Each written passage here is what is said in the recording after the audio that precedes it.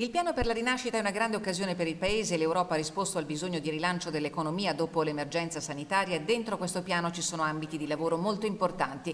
L'ha detto il ministro della Difesa Lorenzo Guerini nella sua visita a Lampo oggi a Belluno nella sede del PD. Su questo c'è anche quello che riguarda le aree interne e anche le aree montuose e lì ci sarà da lavorare molto sui progetti su cui si sta già lavorando. Necessaria, ha detto il ministro, una forte responsabilità e un lavoro in sinergia con le amministrazioni regionali. Sul prossimo referendum il Partito Democratico, che si è espresso favorevolmente in quarta votazione sulla riforma costituzionale, non è ancora chiaro se darà o meno un'indicazione di voto. Io la intendo come un'occasione per far ripartire il cantiere delle riforme costituzionali nel Paese.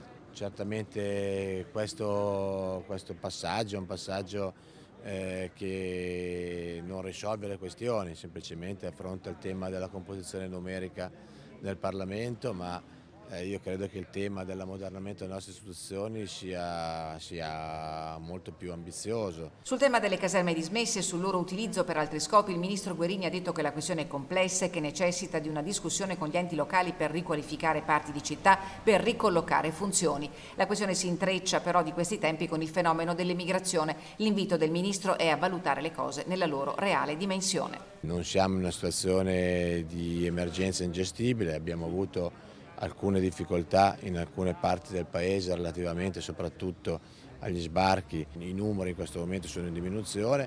Se ci si tratta di trovare in fase emergenziale o per esigenze temporanee degli spazi che non sono più utilizzati per le funzioni istituzionali che possono essere messi a disposizione, il Ministero della Difesa è a disposizione.